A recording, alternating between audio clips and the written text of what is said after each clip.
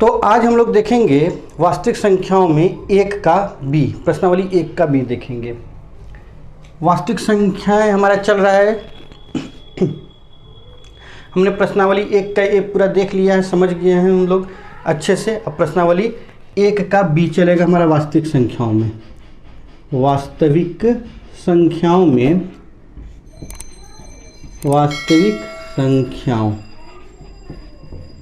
वास्तविक संख्याओं में हमारा प्रश्नावली जो है वो एक का, प्रश्नावली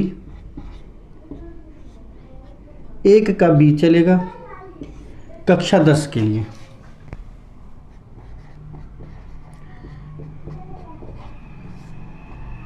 इससे पहले हमने प्रश्नावली एक का ए पूरा देख लिया है। अगर आप देखना चाहते हैं प्रश्नावली एक का ए तो प्ले लिस्ट में जाके उसको देख सकते हैं, या फिर डिस्क्रिप्शन में उसका लिंक दे दिया जाएगा, आप वहाँ से जाके उसको देख लेंगे। आइए हम लोग देखते हैं कि आखिर प्रश्नावली एक के बी में हम लोगों को देखना क्या है। तो एक्सरसाइज शुरू करने से पहले थोड़ा सा कॉन्सेप्ट हो जाता है, थोड़ा क्लियर हो जाता है कॉन्सेप्ट, और तो अच्छे से तैयारी होती है। हमें तैयारी अच्छे से करनी है क्योंकि परीक्षा में हमें ज़्यादा नंबर लाना है, ना कि एक्सरसाइज को सॉल्व करना है। तो अगर आप हमारा ये वीडियो देख रहे हैं पढ़ने के उद्देश्य से, तो कॉपी और कलम लेके बैठा करें। वीडियो को पॉज कर करके के जहाँ पे ज़रूरत हो वहाँ पे उसको नोट कर लिया करें। इससे क्या होगा कि पढ़ाई अच्छी होगी। तो आइए हम लोग देखते हैं। हम लोगों को यहाँ पे देखना है पहले अभाज्य संख्याएं किसे कहते हैं। अभाज्य संख्याएं, अभाज्य संख्या को हम लोग अभाज्य संख्या को हम लोग ऋण संख्या भी कहते हैं, ऋण संख्या भी कहते हैं इसको ऋण संख्या भी कहा जाता है। तो अभाज्य संख्या की हम लोग अगर बात करें तो वैसी संख्याएं, अभाज्य संख्या वैसी संख्या है जो केवल एक और अपने आप से कटे, जो केवल एक और अपने आप से कटे, यानी एक के पहाड़ा में और अपने आप के पहाड़ा में, और किसी दूसरे पहाड़ा में, मतलब किसी तीसरे पहाड़ा में नहीं, एक में तो है ही, अपने आप में है ही, तो इन दो पहाड़े में तो है ही, और फिर किसी अन्य पहाड़े में नहीं हो। तो वैसी संख्याएं,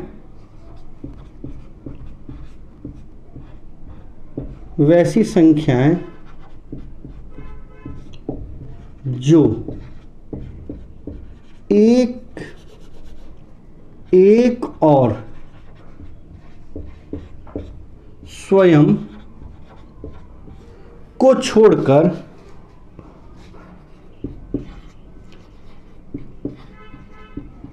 छोड़कर किसी अन्य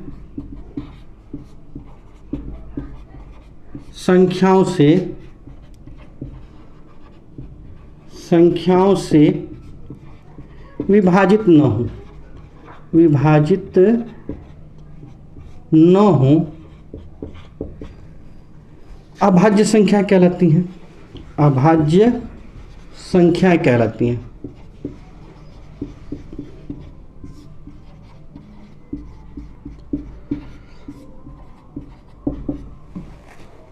एक बात तो ये आपको समझ में आ गई।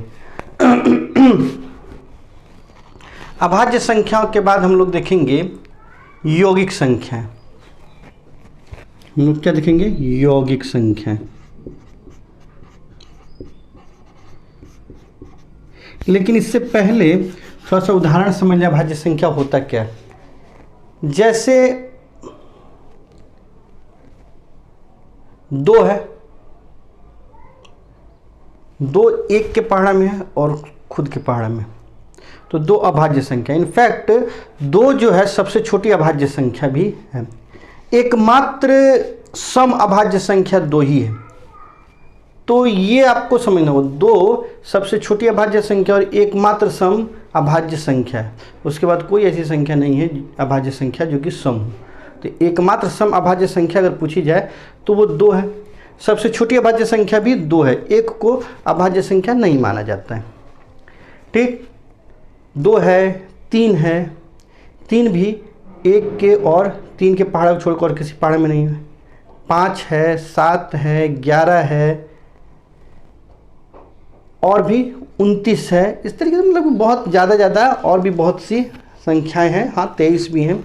तो ये सब संख्याएं जो है अभाज्य संख्या कहलाती है। अब यौगिक संख्या की बात हम अगर करें, यौगिक संख्या, तो ऑब्वियस सी बात है कि जो संख्या अभाज्य नहीं होगी वो यौगिक संख्या होगी, यौगिक संख्या।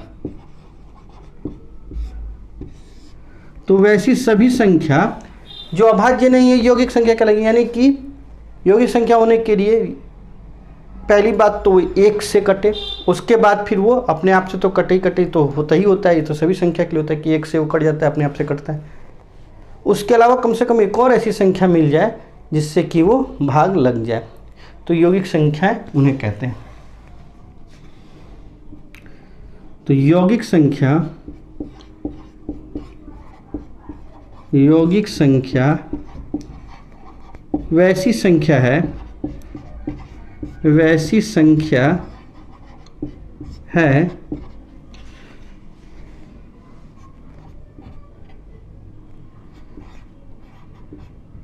जिसका दो से अधिक गुणनखंड है, दो से अधिक गुणनखंड हो, गुणनखंड हो, जिसका दो से अधिक गुणनखंड होगा वो यौगिक संख्याएं कहलाएंगी। अगली बात हम लोग पढ़ेंगे वो होगी सहअभाज्य संख्याएं। सहअभाज्य संख्याएं, अभाज्य संख्याएं, इसको असहभाज्य संख्याएं भी कहते हैं। वैसी दो संख्याएं जिनका मौसा एक हो, वैसी दो संख्याएं जिनका मौसा एक हो वो सहअभाज्य संख्याएं कहलाएंगी। अब वो भाज्य हो चाहे अभाज्य हो उससे मतलब नहीं है, दो संख्याएं जिनका मौसा एक हो वो सहअभाज्य संख्याएं कहलाती हैं। तो वैसी दो संख्याएं, वैसी संख्याएं लिख दिया जाए, वैसी संख्याएं जिनका मौसा, जिनका मौसा एक हो सहअभाज्य संख्याएं कहलाती हैं। सहअभाज्य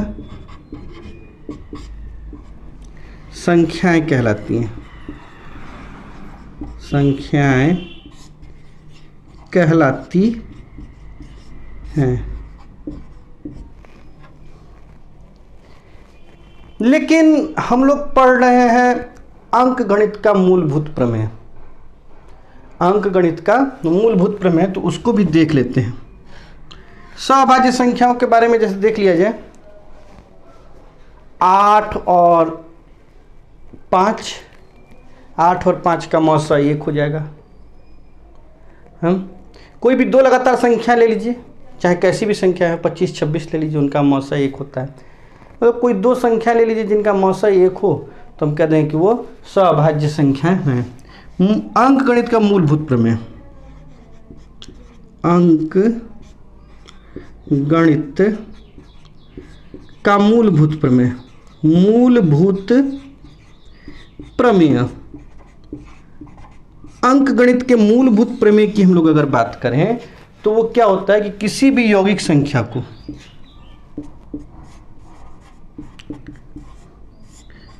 किसी भी यौगिक संख्या को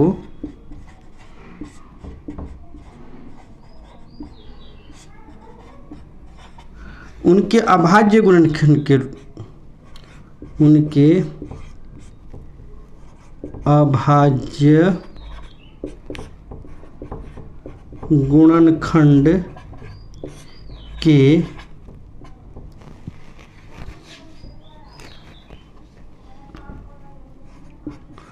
गुणा के रूप में एक और केवल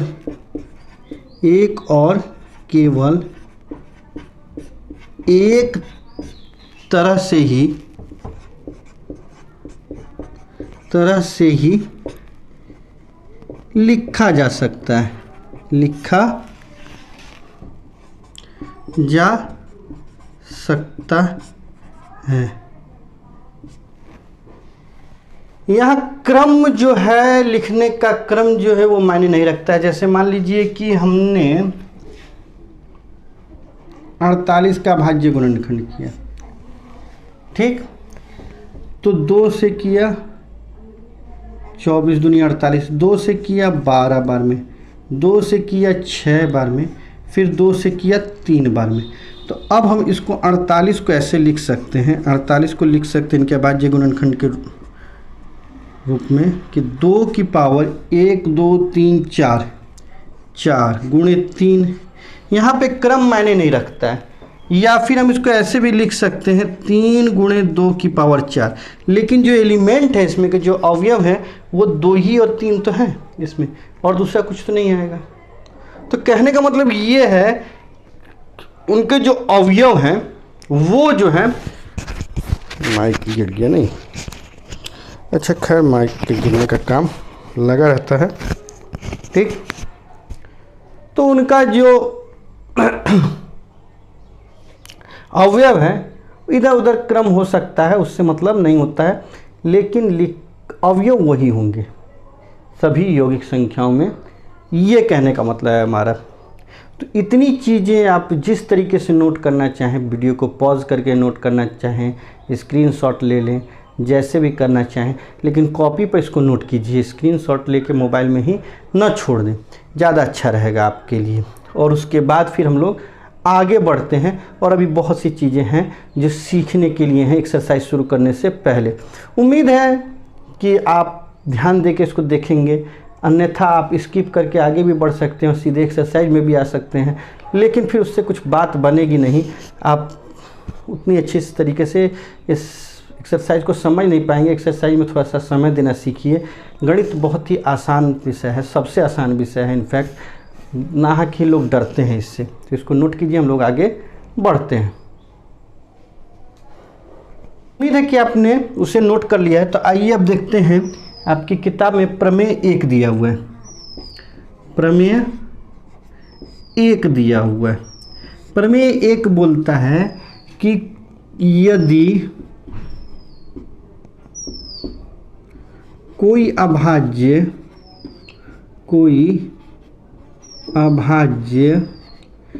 p q² को विभाजित करता है, q² को विभाजित करता है,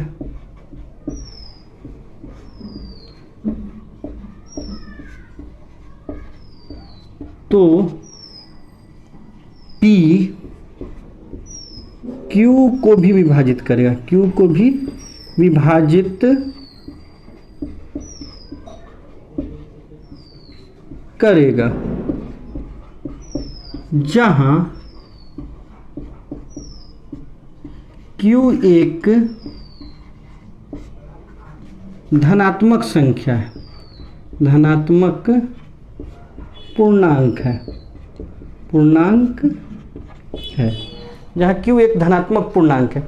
अच्छा, इस प्रमेय को बिल्कुल आपको याद रखना है, क्योंकि आगे ये काम देगा हमें, ठीक। अब इसको समझना है तो समझिए, जैसे मान लीजिए कि जैसे p बराबर मान लीजिए कि 5 है, q बराबर मान लीजिए कि 15 है, q बराबर 15 है, तो q अगर 15 है तो इसको ऐसे भी लिख सकते हैं ना, 3 गुणे 5 के रूप में लिख सकते हैं। तो फिर q² क्या हो जाएगा आपका, q² ऐसे हो जाएगा 3 का स्क्वायर गुणे 5 का स्क्वायर हो जाएगा। तो अगर p जो है p q² को विभाजित करता है, विभाजित करता है, क्यों? क्योंकि इसके अभाज्य गुणनखंड में 5 है,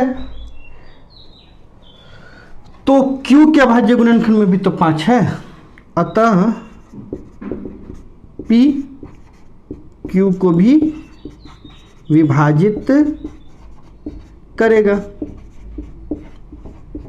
अगर q² के अभाज्य गुणनखंड में 5 है तो q के अभाज्य गुणनखंड में भी तो 5 होगा ही होगा ना। अगर q के अभाज्य गुणनखंड में 3 है तो q² के अभाज्य गुणनखंड में अगर 3 है तो q के अभाज्य गुणनखंड में भी 3 होगा ही होगा। तो इस तरीके से हम देखते हैं कि अगर कोई अभाज्य संख्या किसी संख्या के स्क्वायर को, किसी संख्या के वर्ग को विभाजित कर देता है पूर्ण रूप से, तो वो उस संख्या को भी विभाजित कर देगा। और ये नियम हमको पता होना चाहिए, याद होना चाहिए, ताकि आगे हमारी जो चीज़ें आएंगी थोड़ी सी कठिनाई वाली, वो हमको उसमें ये मदद करेगा। बस इतनी सी बात है। आगे देखते हैं मौसा। मौसा यानी महत्तम समापवर्तक। मौसा को कहते हैं महत्तम समापवर्तक। दो या दो से अधिक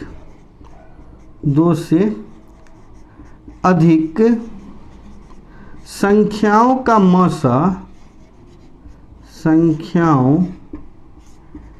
मौसा,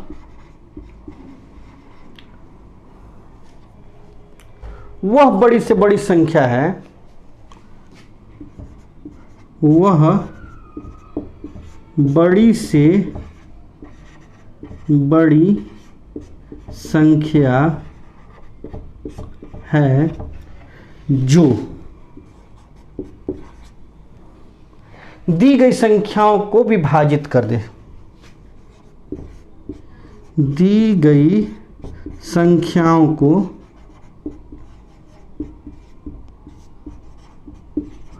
पूर्ण रूप से विभाजित कर दे, पूर्ण रूप से विभाजित कर दे।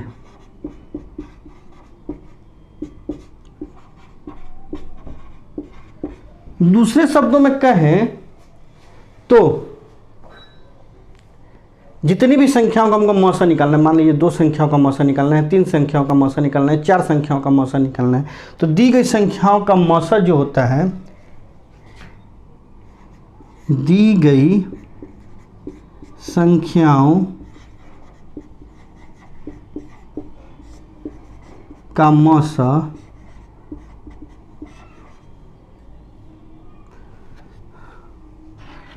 उन संख्याओं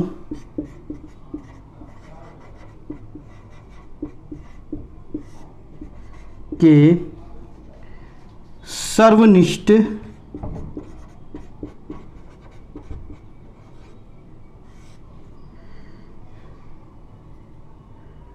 अभाज्य गुणनखंड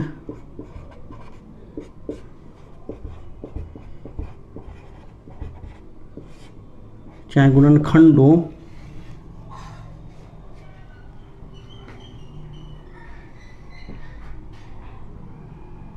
सर्वनिष्ठ अभाज्य गुणनखंडों का गुणनफल होता है, गुणनफल है। जैसे मान लीजिए कि हमें 18 और 24 का मौसा निकालना है, 18 और 24 का मौसा निकालना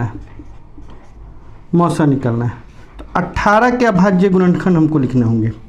18 का अभाज्य गुणनखंड कर दीजिए, 2 से 2 9 18, 3 तिहाई 9, तो हो जाएगा 18 के अभाज्य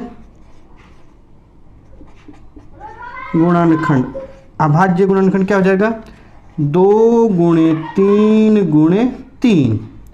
जबकि 24 के अगर अभाज्य गुणनखंड लिखना हो, 24 के अभाज्य गुणनखंड, 24 का अभाज्य गुणनखंड हमको लिखना हो तो 24 का अभाज्य गुणनखंड कर दीजिए 2 से, 12 बार में, 2 से 6 बार में, 2 से 3 बार में, तो 2 गुणे 2 गुणे 2 गुणे 3, 1 2 3 और 2।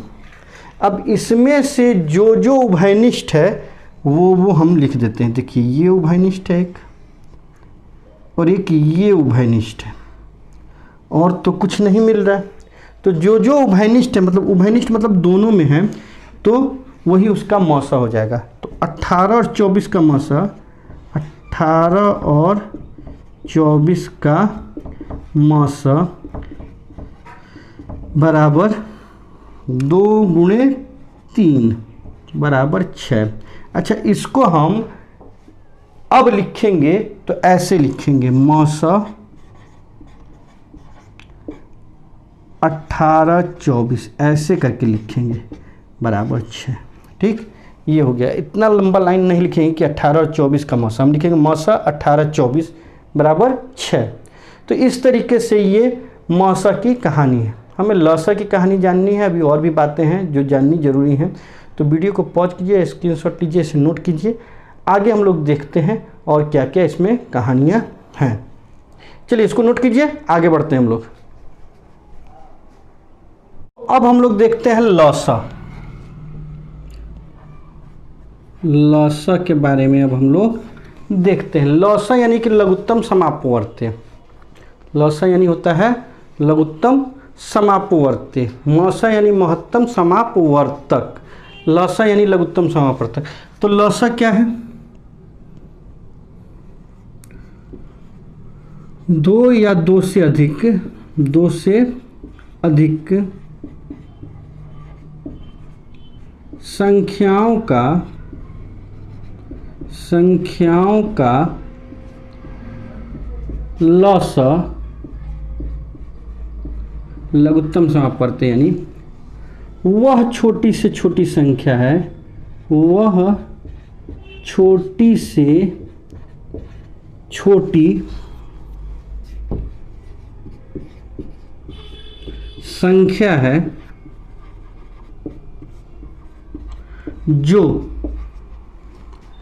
दी गई संख्याओं से पूर्णतः विभाजित हो जाए।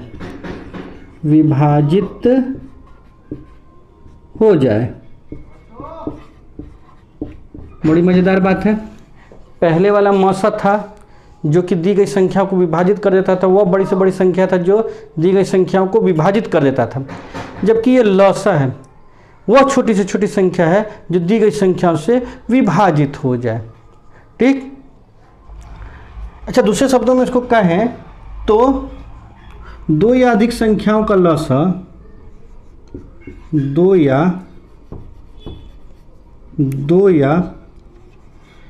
अधिक संख्याओं का लौसा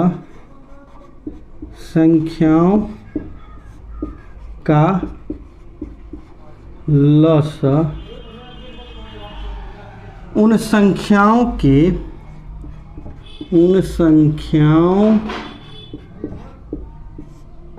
में प्रत्येक के अभाज्य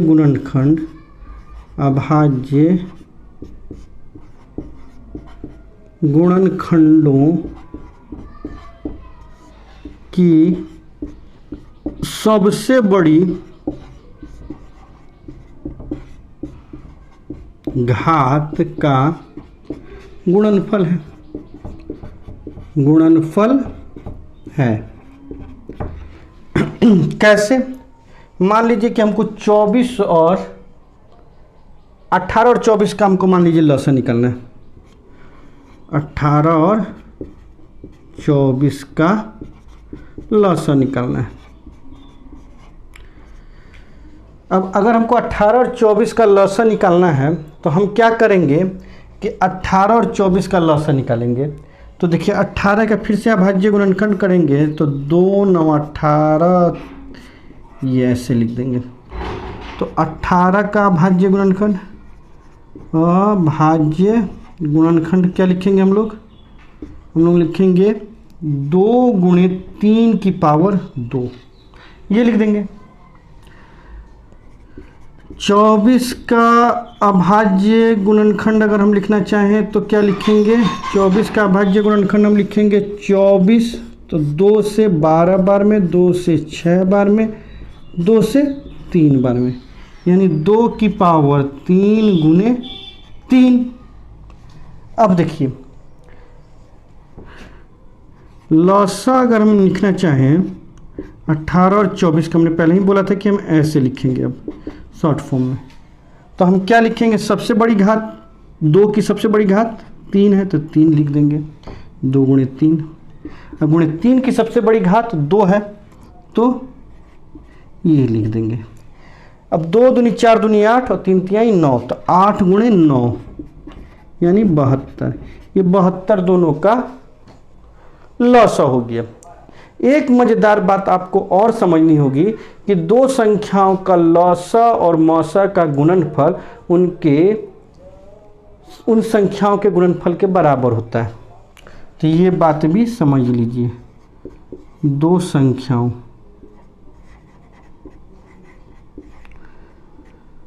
संख्याओं के लॉसा तथा मौसा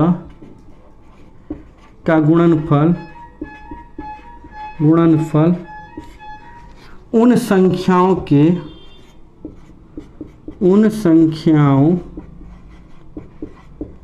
गुणनफल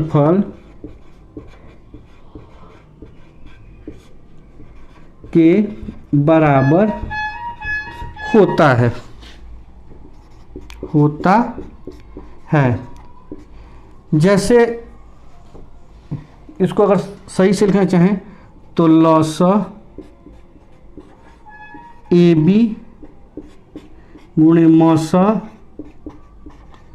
ए बी बराबर ए गुणे बी। अगर दो संख्या ए और बी है तो उनका लॉसा ए बी मौसा ए बी उनके गुणनफल के बराबर होता है। अब जैसे अभी हम देख लेते हैं कोई उदाहरण लेके। हम मान लीजिए जैसे कि 18 और 24 का हमने लॉसा और मौसा दोनों निकाला है। 18 और 24 का मौसा आया था 6 और लॉसा आया है 72, जबकि तो इनके गुणनफल कर देते हैं 6 और 72 में, या फिर 18 और 24 में गुणा करके देखते हैं क्या दोनों बराबर हैं। तो देखिए 6 दूनी 12 माफ़ कीजिएगा 7 छक 42 और 1 43 गुणा कर दिया हमने। 6 दूनी 12 7 छक 42 और 1 43। अब वही गुणा हम इधर करते हैं। 18 चौक 72, 2 हासिल बच गया 7, 18 दूनी 36 और 7 43, बिल्कुल बराबर आया। तो यही होता है। तो अब तक हमने एक्सरसाइज 1B में जो जो पूछना था वो सब देख लिया है। अब हम लोग बहुत ही आसानी से एक्सरसाइज 1 का भी खुद से सॉल्व कर सकते हैं। तो आइए अब हम लोग देखते हैं एक्सरसाइज 1 का भी और उसको सॉल्व करते हैं। तो आइए हम लोग प्रश्न सॉल्व करते हैं। प्रश्न संख्या 1 अति लघु उत्तरीय, आपकी स्क्रीन पर आ रहा होगा प्रश्न। आइए उसको सॉल्व करते हैं। और स्क्रीन पर नहीं आ रहा है तो आप अपनी किताब पर देख लीजिए, हालांकि स्क्रीन पर तो आ ही रहा है। तो रिक्त स्थानों की पूर्ति करें। ठीक, यानी कि कहने का मतलब ये है कि किताब और कॉपी कलम लेके ही बैठें, ये बिना मतलब में समय बर्बाद करने के लिए वीडियो ना देखें। ठीक, मज़ा आएगा। तो रिक्त स्थानों की पूर्ति करना है। पहला है कि धन पूर्णांक p अभाज्य होगा यदि p में केवल खाली स्थान और खाली स्थान से भाग लगे। यानी कोई भी अभाज्य संख्या, भी हमने थोड़ी देर पहले पढ़ी, कोई भी अभाज्य संख्या स्वयं से और 1 से कटती है तभी वो अभाज्य होती है और किसी चीज़ से नहीं कटे। तो 1 और p हो जाएगा, क्योंकि p के बारे में बोल रहा है तो 1 और p इसका आंसर होगा। अगला बोल रहा है खाली स्थान संख्या को अभाज्यों के गुणनफल के रूप में लिखा जा सकता है। तो किसे गुणनफलों के रूप में लिखा जा सकता है अभाज्यों के? तो यौगिक संख्या को अभाज्यों के गुणनफल के रूप में लिखा जा सकता है। तो दूसरा भी सॉल्व हुआ। तीसरा, दो पूर्णांक a और b स्व अभाज्य हैं यदि मौसा ए बी बराबर। स्व अभाज्य कब होगा? जब दो संख्याओं का मौसा 1 होता है। तो यहाँ पे 1 हो जाएगा आंसर। कितना आसान है, बहुत आसान है। मौसा 48 30 बराबर मौसा, अच्छा तो 48 30 है तो 30 48 कर दीजिए आपकी, तो 30 दिए वो 48 आंसर हो जाएगा। इसमें 48 भर दीजिए। पांचवा बोल रहा है मौसा ए बी गुने लौसा ए बी बराबर, तो ए गुने बी, यार अभी तो हमने पढ़ा है कि दो संख्याओं का मौसा और लौसा का गुणनफल उन संख्याओं के गुणनफल के बराबर होता है। तो अगर मौसा ए बी का और लौसा ए बी का गुणा कर दीजिए तो ए गुने बी कर दीजिए, दोनों बराबर ही होगा।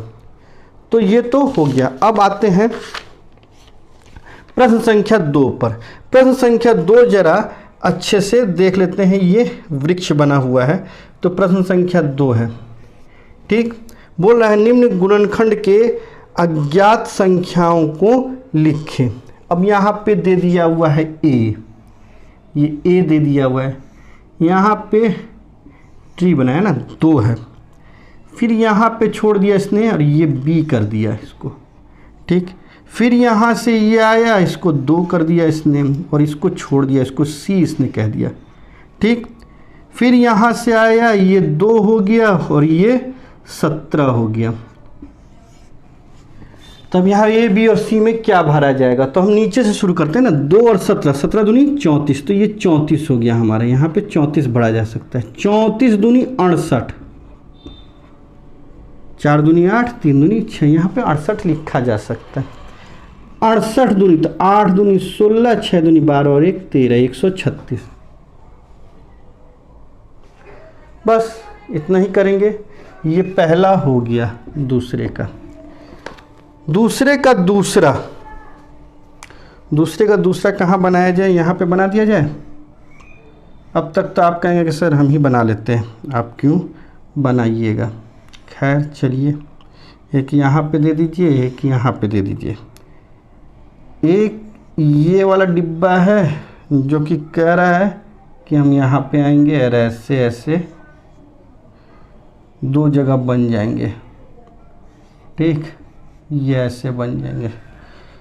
एक बोल रहा है यहाँ पे कि यहाँ पे हम 8 हैं और जब ये आगे बढ़ेंगे तो 3 डिब्बा बनाएंगे ऐसे और ऐसे, ताकि इसका गुणनफल, इसका गुणनफल और इसका गुणनफल जो है हमको वो 72 दे दे, ठीक। तो अब देखिए 8 9 72 होता, तो यहाँ पे 9 लिख दीजिए। अब 8 का अभाज्य गुणनखंड तो 2 गुणे 2 गुणे 2, 2 दूनी 4 दूनी 8 हो जाएगा 8 का अभाज्य गुणनखंड। 9 का अभाज्य गुणनखंड अगर लिखना है तो 3 गुणे 3, तो 3 तिहाई 9 दूनी 18 दूनी 36 दूनी 72, ऐसे भी हो गया। तो ये आपका दूसरा का जो है दूसरा भी खत्म हो गया। अब आइए निम्नलिखित का अभाज्य गुणनखंड करें। तीसरा प्रश्न है, तीसरा का 1 बोल रहा है 124 का अभाज्य गुणनखंड करें। 124 का अभाज्य गुणनखंड कर दीजिए भाई, किसने मना किया। 124 2 से कर दिए, 2 छक 12, 2 दूनी 4, 62 दूनी 124। फिर 2 से कर दीजिए, 31 दूनी 62। अब तो हमको नहीं लग रहा है कि, क्योंकि 31 तो अभाज्य संख्या आ गई ना, किसी भी पहाड़ में नहीं है। 31 दूनी 62 दूनी 124, तो 124 का अभाज्य गुणनखंड क्या हो जाएगा भाई, 2 की पावर 2 गुणे 31, यही हो जाएगा, ठीक। अब आगे देखते हैं 156 का अभाज्य गुणनखंड। 156 का भी कर दीजिए ना, 156 2 से कर दीजिए, 2 सत्ते 14, 2 अठे 16। चेक करना चाहें तो 8 दूनी 16, 7 दूनी 14, 1 15, ऐसे भी कर सकते हैं। अब ये 39 दूनी 78 होता है शायद, 2 तिहाई 6, 2 9 18, 3 से करेंगे तो 13 बार में होगा। तो 56 का अभाज्य गुणनखंड, अभाज्य गुणनखंड क्या हो जाएगा, 2 की पावर 2 गुणे 3 गुणे 13 लिख दीजिए, ठीक। तो 156 का हो गया, ये दूसरा हो गया। तीसरा इसमें 140 है, तीसरा जो है इसमें 140 है। 140 का यहाँ पे कर देते हैं। अब जहाँ करना मन करे वहाँ पे कर दीजिए। 2 से 70 बार में, 2 से 35 बार में, 5 से 7 बार में, तो ये कितना हो जाएगा, 2 की पावर 2 गुने 5 गुने 7। चौथा देखा जाए, चौथा क्या है भाई मेरे, अच्छा ये 2013 में पूछा गया है 140 वाला, 5005, 5005 यही तो है। तो इस 5005 को कहाँ किया जाए, यहाँ पे कर दिया जाए। 5005 इसको कर दिया जाए यहाँ पे, 5 से कर दिया जाए, 5 एकम 5 0 0 5 एक बार में, सॉरी 5 एकम 5। अब फिर कितने से किया जाए, तो 7 से हो सकता है। क्यों? क्योंकि दुगना कर दीजिए और 100 में से घटा दीजिए 98, 1498 7 के पहाड़ में है, हो जाएगा। विभाज्यता का नियम याद होना चाहिए आपको। 7 से करेंगे तो 7 एकम 7, बच गया 3, तो 7 चौक 28, 7 तियां 21। अब कितने से करें? 7 से अब नहीं होगा क्योंकि 3 दूनी 6 कर दीजिए, 14 में से 6 घटा दीजिए तो 8 आ जाएगा, नहीं होगा। 8 से होगा ही नहीं, 9 से होगा ही नहीं, 10 से नहीं होगा, 11 से तो हो जाएगा। 11 एकम 11, बच गया 3, 11 13 33, तो 5 7 11 13, 5 7 11 13, चौथा भी हो गया। अब पांचवा क्या है? 32 7 60, 32 7 और 60 है ना, 60।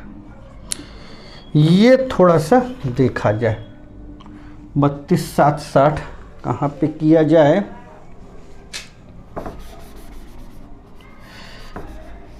यहाँ पे कर लिया जाए। 32 7 60, 32 7 60, 2 से 16 बार में 2 तिहाई 6, 2 8 16, 0, फिर 2 से 2 8 16, 2 एकम 2, 2 9 18, 0, फिर 2 से 2 चौके 8,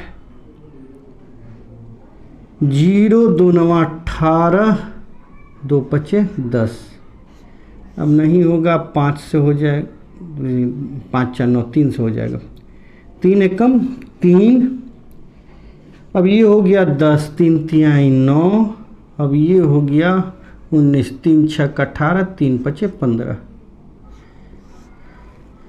अब हो गया 6 6 12 और 3 15, फिर 3 से हो जाएगा, 3 चौका 12, 3 पचे 15, 3 पचे 15, 5 4 9, 5 14, 3 से नहीं होगा, 5 से होगा, 5 9 45, 5 एकम 5, 7 से होगा, 63 91।